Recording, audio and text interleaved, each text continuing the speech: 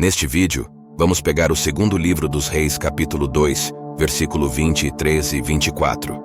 Em seguida ele subiu de lá para Betel, e enquanto estava indo pela estrada, alguns jovens vieram da cidade e zombaram dele, dizendo: "Suba, careca, suba, careca."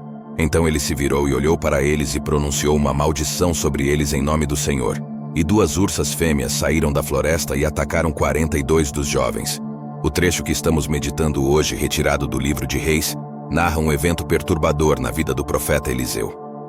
Enquanto ele estava a caminho de Jericó para Betel, Eliseu foi insultado e provocado por um grupo de jovens. Como punição por sua zombaria, 2 ursas saíram da floresta e atacaram 42 deles. À primeira vista, esse trecho pode nos chocar. Por que um homem de Deus faria com que jovens fossem mortos por uma simples zombaria? No entanto, ao examinarmos o contexto histórico e cultural dessa história, bem como outros trechos das Escrituras, podemos entender melhor o significado mais profundo desse episódio. Vamos analisar vários pontos. Primeiro, é importante notar que esses jovens não eram simples crianças inocentes. O termo hebraico usado aqui na verdade se refere a homens com cerca de 20 anos de idade. Isso era um grupo grande, já que 42 deles foram mortos.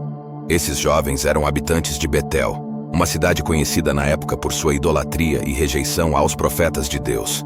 Ao insultar Eliseu, eles estavam na verdade rejeitando a autoridade e a mensagem de Deus. Como o salmista nos lembra: "Não toqueis nos meus ungidos e não maltrateis os meus profetas." Salmo 105, versículo 15. Os profetas do Antigo Testamento representavam Deus perante o povo, e rejeitar sua mensagem era rejeitar a Deus. Além disso, a zombaria desses jovens tinha uma conotação ainda mais insultante no contexto cultural da época.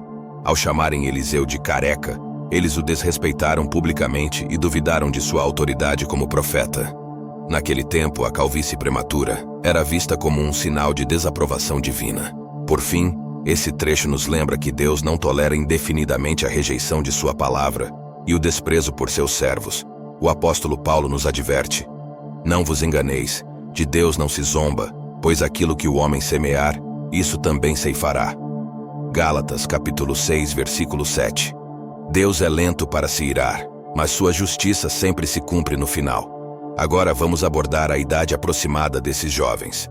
Um elemento que pode causar confusão neste trecho de Reis é a idade exata dos jovens que zombaram de Eliseu. Dependendo da tradução, eles são chamados de crianças ou jovens. Essa ambiguidade levou a interpretações muito diferentes ao longo dos séculos. Em hebraico, o termo usado é Nerim Kitanim, que literalmente significa jovens ou meninos. Mas a idade exata é motivo de debate, e as opiniões variam. Alguns exegetas inclinam-se para a ideia de que eram crianças com cerca de 10 anos de idade, enquanto outros acreditam que eram adolescentes ou jovens adultos. O Antigo Testamento, infelizmente, não fornece uma indicação precisa da idade de maioridade entre os hebreus naquela época. No entanto, várias pistas sugerem que esses jovens eram mais velhos do que meras crianças. Primeiro, eles eram capazes de viajar longas distâncias por conta própria, de Jericó a Betel, cerca de 15 quilômetros. Além disso, o número de 42 vítimas mortas pelas ursas sugere um grupo grande de jovens, não algumas crianças isoladas. Além disso, historicamente, era comum durante esse período que gangues de jovens solteiros, sem responsabilidades, buscassem impor-se por meio da violência e intimidação, um fenômeno encontrado em muitas sociedades antigas. Esses detalhes, portanto, inclinam a balança em direção a jovens adultos indisciplinados, com cerca de 20 anos de idade. Essa interpretação também emerge do contexto cultural da época. Zombar da calvície prematura de Eliseu equivalia a negar publicamente sua autoridade como profeta, uma afronta que crianças provavelmente não teriam compreendido totalmente em toda a sua gravidade. Por outro lado, jovens adultos rebeldes buscando desestabilizar o profeta fazem muito mais sentido. No entanto, alguma ambiguidade permanece no texto original, talvez intencionalmente, para deixar uma certa vaguidão sobre a idade exata desse grupo de arruaceiros. De qualquer forma, a história, acima de tudo, nos convida a refletir sobre a gravidade do pecado cometido. A rejeição arrogante da palavra de Deus por jovens idólatras é mais importante do que a idade deles. O essencial é reconhecer a justiça de sua punição, dada a natureza de seu pecado. Esse triste episódio deve nos lembrar que ninguém rejeita os mensageiros de Deus impunemente. E é urgente em qualquer idade, desde a infância até a juventude, ouvir o chamado do Senhor antes que seja tarde demais. Em segundo lugar, a identidade exata desses jovens que zombaram de Eliseu é motivo de debate entre os exegetas, devido à falta de detalhes no texto bíblico. No entanto, o contexto geográfico e cultural do reino de Israel naquela época pode lançar luz sobre isso. A história localiza esse confronto na estrada entre Jericó e Betel. Betel era infamemente conhecida na época como um importante centro de culto idolátrico. De fato, após o cisma entre o reino do norte, Israel, e o reino do sul, Judá, Jeroboão I ergueu um templo dedicado ao bezerro de ouro em Betel. Esse culto ao bezerro de ouro, fortemente condenado pelos profetas das Escrituras, na verdade era um revival de uma antiga tradição cananeia. Os cananeus veneravam Baal, o deus da tempestade, na forma de um touro. Ao instituir o culto ao bezerro de ouro, Jeroboão pretendia oferecer uma alternativa nacional às peregrinações ao templo em Jerusalém, que permanecia sob o domínio dos judeus. Do ponto de vista da religião mosaica, isso era uma idolatria condenável. Portanto, a missão confiada ao profeta Eliseu de pregar o arrependimento em Betel, esse bastião do paganismo israelita, nos permite presumir que os jovens encontrados por ele na estrada eram naturais de Betel, ou estavam a caminho de lá para participar dos rituais idolátricos do templo. Sua hostilidade em relação ao profeta reflete a rejeição dos círculos pagãos à mensagem do Senhor. Além do culto ao bezerro de ouro herdado dos cananeus, outras influências pagãs prevaleceram no reino de Israel durante esse período. Vale destacar as influências de cultos a Baal, um rito orgiástico em honra a Baal, e do culto a Astarote, a deusa da fertilidade.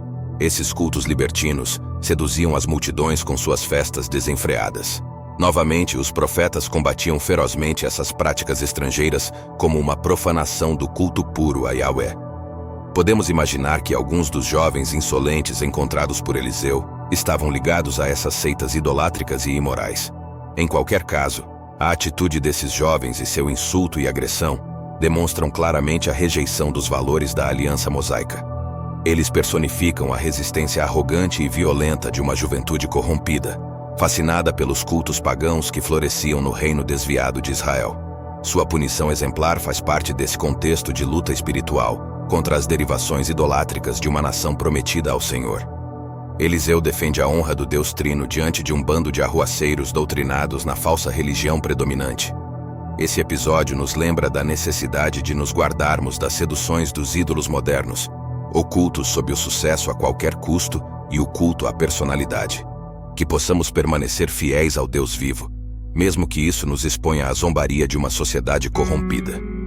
Bem-aventurados os que sofrem perseguição por causa da justiça, porque deles é o reino dos céus. Mateus capítulo 5, versículo 10.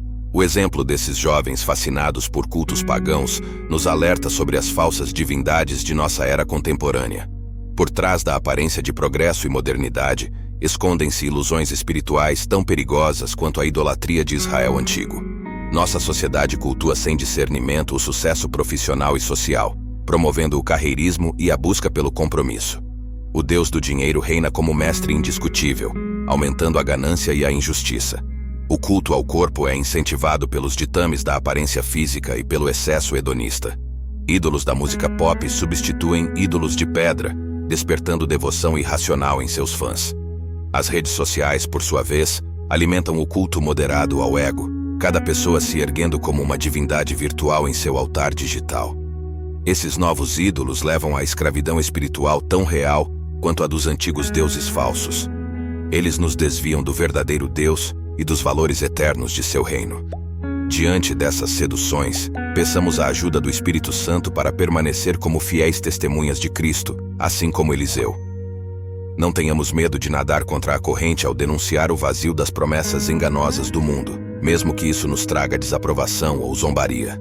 Fiquemos firmes e não nos conformemos com este mundo, mas sejamos transformados, como exorta o apóstolo Paulo em Romanos capítulo 12, versículo 2.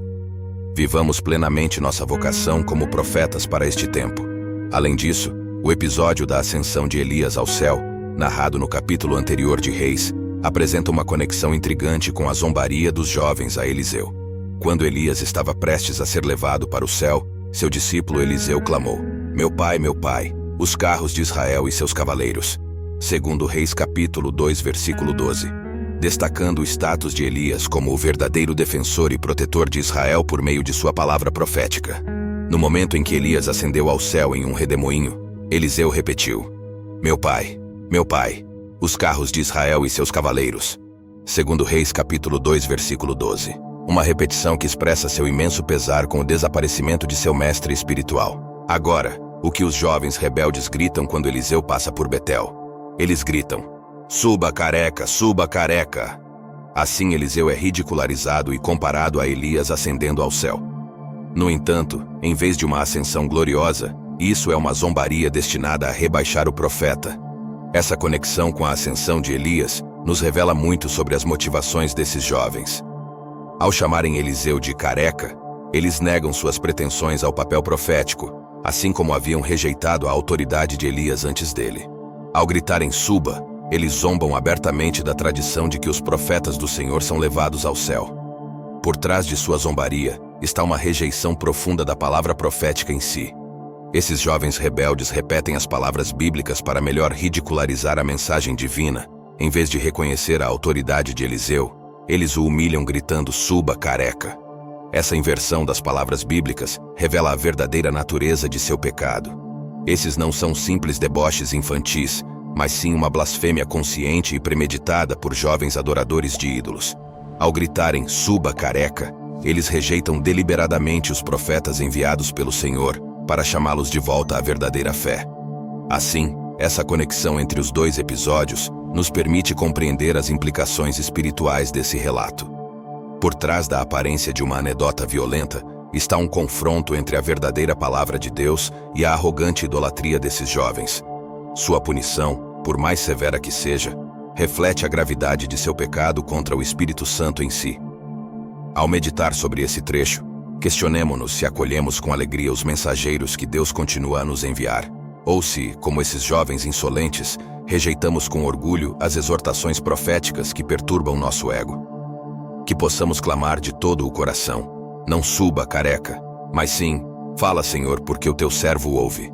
Segundo Samuel capítulo 3, versículo 9.